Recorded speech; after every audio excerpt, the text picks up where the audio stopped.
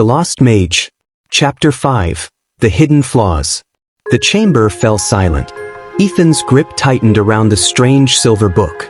Across the room, the cloaked figure stood motionless. Watching. Waiting.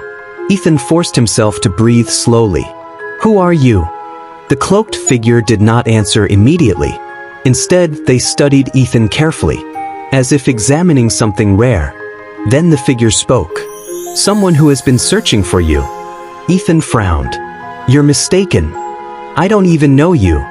The figure chuckled softly. "That is precisely the point.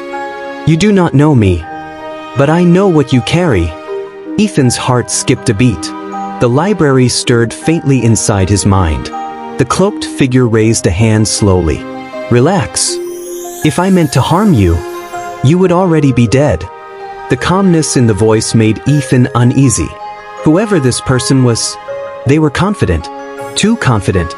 Ethan glanced down at the silver book again. The glowing page inside his mind had not disappeared. Golden words still hovered across the library's page. Flaws detected. 312. Ethan swallowed. "Why is this book here?" The cloaked figure tilted their head. "That book. It was sealed centuries ago." "Why?" "Because it was considered perfect." Ethan blinked. "Perfect?" The cloaked figure nodded. "One of the greatest cultivation manuals ever created. Kings fought wars over it. Sects were destroyed trying to obtain it." Ethan slowly raised the book. "The library says it has flaws." For the first time, the cloaked figure went completely still. "You said what?" Ethan hesitated. Had he said too much? But the words had already left his mouth. "It has 312 flaws." Silence filled the chamber. Then the cloaked figure laughed. A quiet laugh, but not one of disbelief. It was the laugh of someone who had just confirmed a suspicion. So it truly awakened. Ethan's chest tightened. What awakened? The cloaked figure stepped closer. "The library." Ethan froze. A cold chill moved down his spine. "How do you know about that?" The cloaked figure stopped only a few steps away now, still hidden beneath the hood. "Because," the figure said calmly, "I have spent my entire life searching for its next master." The words echoed heavily in the chamber. Ethan's mind raced. Was this person lying? Or telling the truth? Before Ethan could respond, the library pulsed again. A new page formed inside his mind. Flaws of the observer detected. Unknown cultivation technique. Total flaws identified. 78. Ethan blinked in shock. The library had analyzed the cloaked figure. Without thinking, Ethan spoke.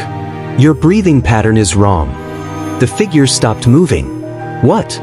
Ethan realized what he had just said. But the words continued flowing. "The energy in your left meridian collapses during circulation. That weakens your internal flow. You're losing almost 30% efficiency." Silence.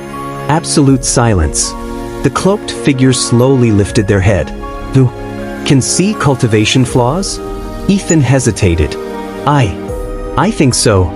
The cloaked figure suddenly burst into laughter. Not quiet laughter this time, but loud. Excited. Almost relieved. "It's real. It's actually real."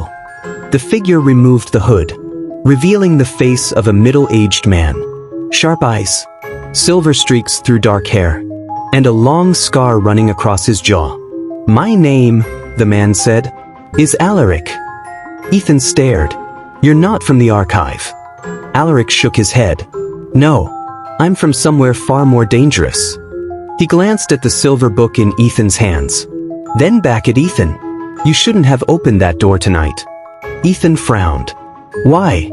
Alaric's expression darkened. "Because the moment you touched that book, the world started moving again." Ethan's stomach dropped. "What does that mean?" Alaric looked toward the dark entrance of the sealed wing. "It means the people who tried to destroy the library centuries ago will soon know it has returned." Ethan felt the air grow colder. "You mean someone is coming?" Alaric nodded slowly. "Not someone. Many." The lantern light flickered violently.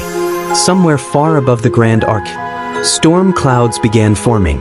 And across distant kingdoms, ancient forces stirred. For the first time in centuries, the Library of Heaven's path had awakened again, and the world would never remain the same.